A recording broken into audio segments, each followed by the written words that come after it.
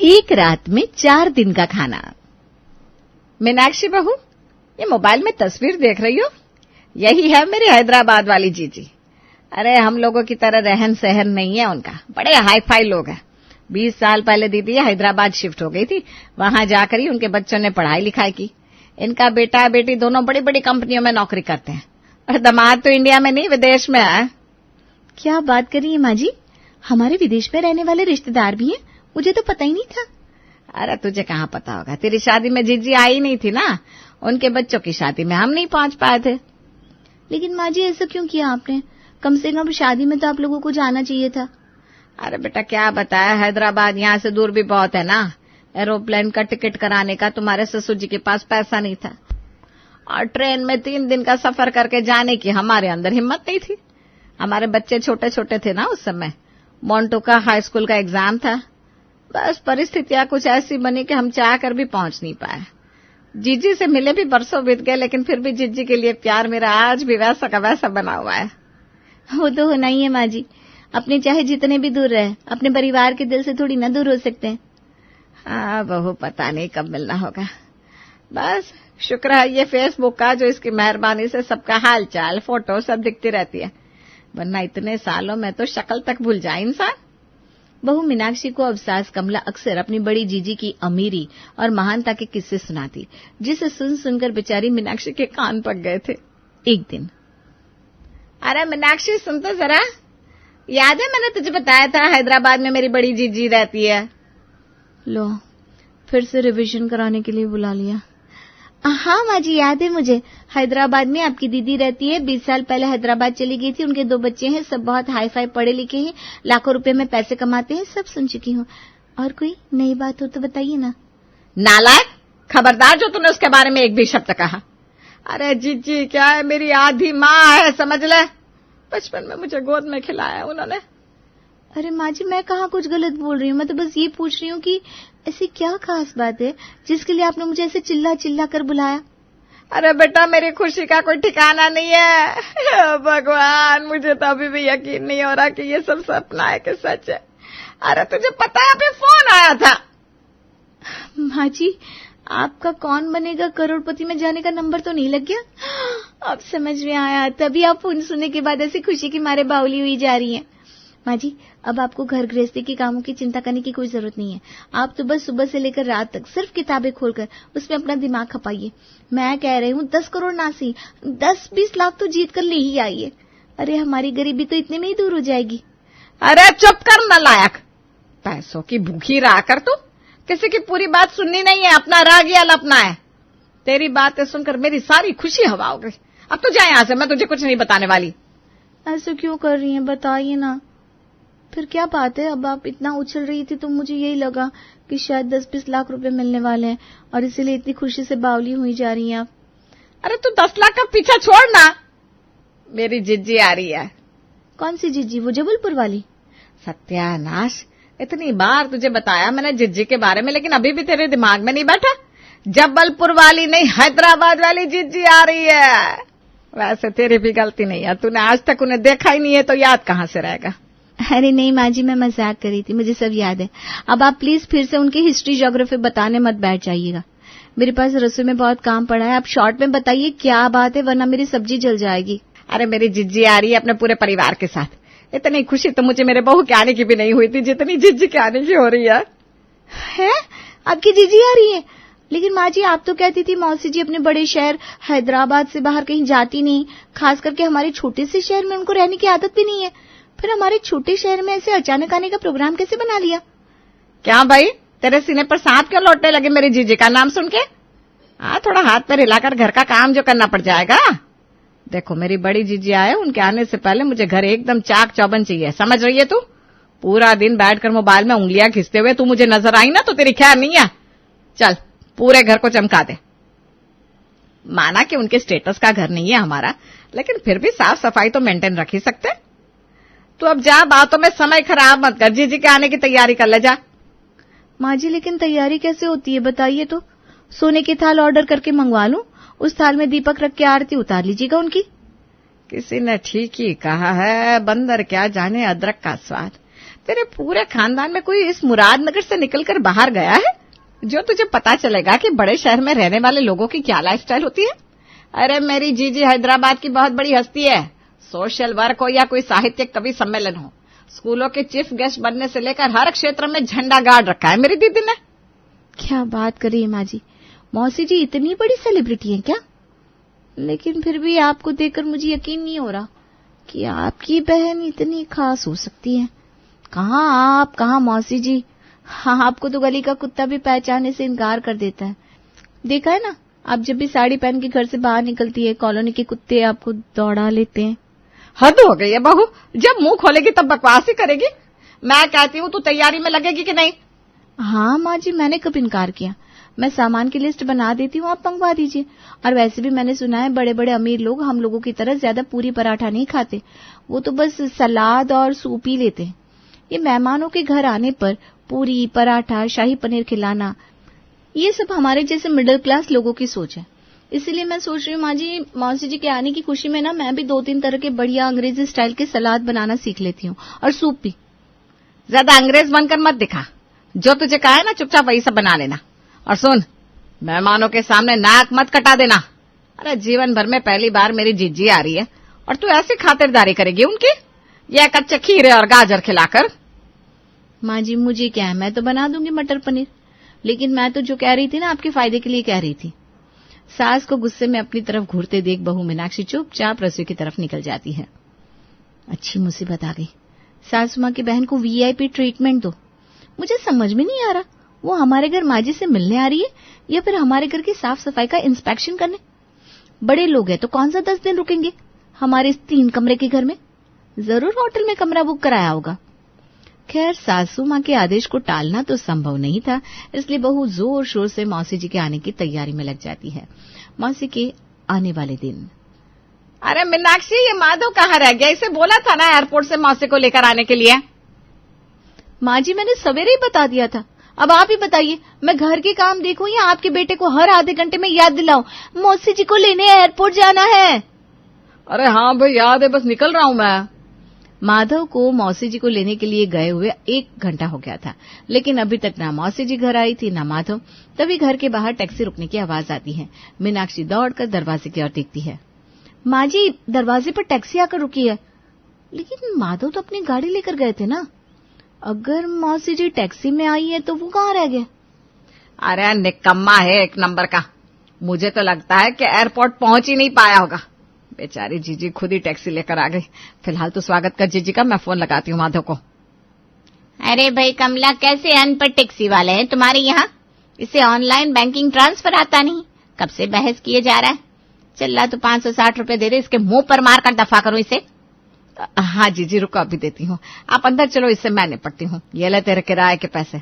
और क्यों बहस करके जीजी को परेशान कर रहा था? आजकल तो सब्जी वाले भी मोबाइल से पैसा ले लेते हैं, तुझे कौन सी आफत पड़ी है? मोबाइल से पैसा तो मैं भी ले लेता हूँ, लेकिन पैसा होना भी तो चाहिए अकाउंट में। 1 चवन्नी मेरे अकाउंट में ट्रांसफर हुई नहीं, फिर कैसे मान लूं? पता नहीं ट्रेन का टिकट भी कराया था या ऐसे ही जनरल डब्बे में भरकर आ गई है। क्या बोला, ट्रेन? अरे हवाई जहाज में आई है मेरी जीजी, आया बड़ा। इधर मौसी जी घर में आ गई थी, उधर माधव की माँ उसे फोन लगाती है। अरे माधव, कहाँ है तू? माँ, मैं तो एयरपोर्ट के बाहर ही खड़ा हूँ, लेकिन यहाँ मौसी जी मुझे कहीं नजर नहीं आ रही। एक बार फोन करके जरा फ्लाइट का टाइम कंफर्म कर लो, कहीं कोई गलतफहमी तो नहीं हुई। तो अभी तक वहीं खड़ा हुआ है? अरे मौसी तो कब की घर आ गई। मौसी कब एयरपोर्ट से निकली और कब घर पहुंच गए, मुझे पता ही नहीं लगा। चलो फिलहाल तो घर चलता हूँ। घर आकर माधव देखता है कि मौसी, मौसा और उनके बेटे बेटी की खूब जोरों शोरों से खातिरदारी चल रही है। हाँ, अब घर भी आ गई और मैं एयरपोर्ट पर ही खड़ा रह गया। लेकिन मैं तो आपकी फ्लाइट के टाइम से पहले ही वहां पहुंच गया था। आप लोगों ने मुझे वहां देखा नहीं क्या? मैंने बोर्ड भी ले रखा था आपके नाम का।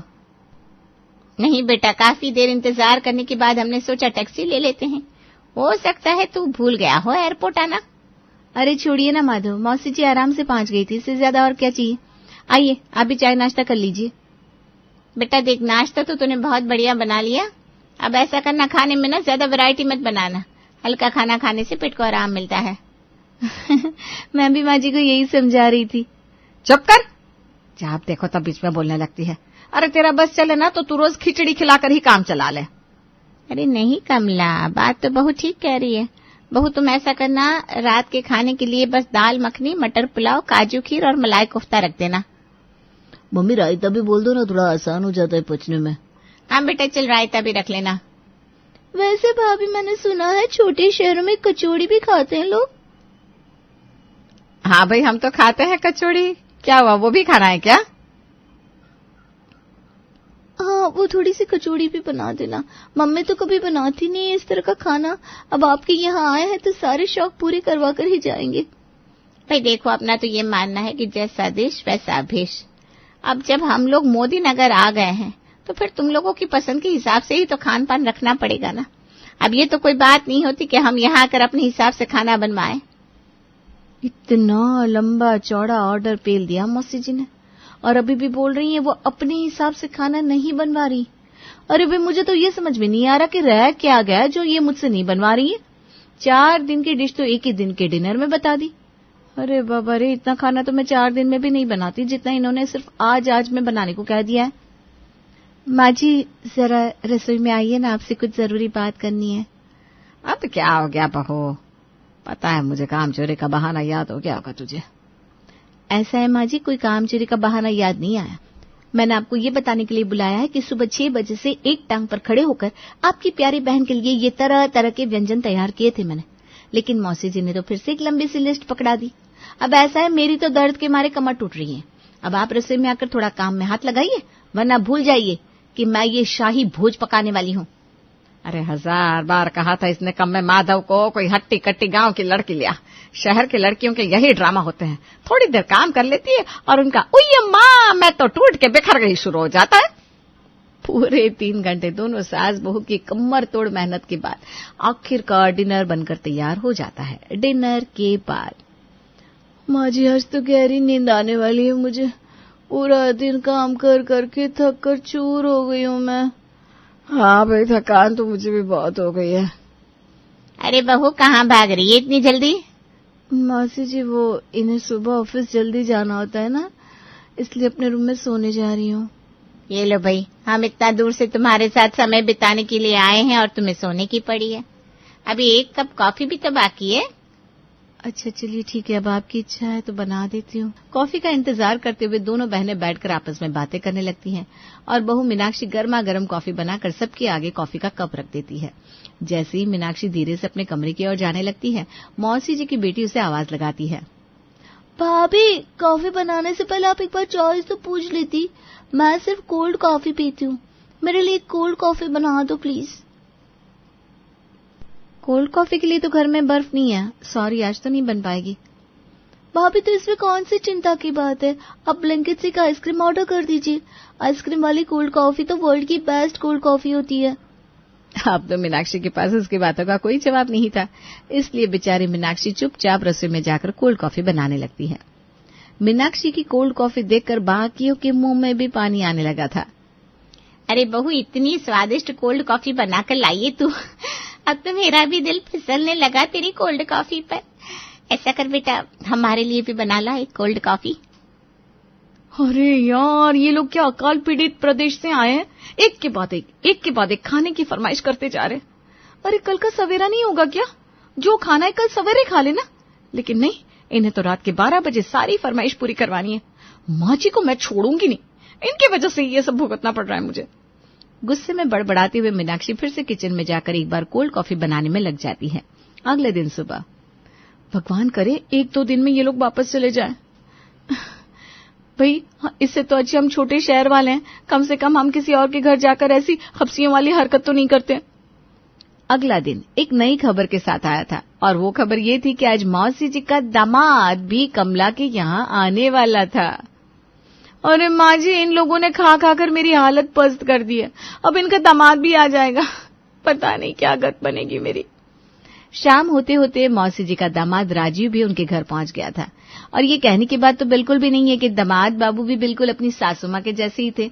घर पर आते ही उन्होंने भी बहाना बनाकर टैक्सी के पैसे माधव से मांगे और उसके बाद एक के बाद एक खाने की फरमाइश शुरू कर दी।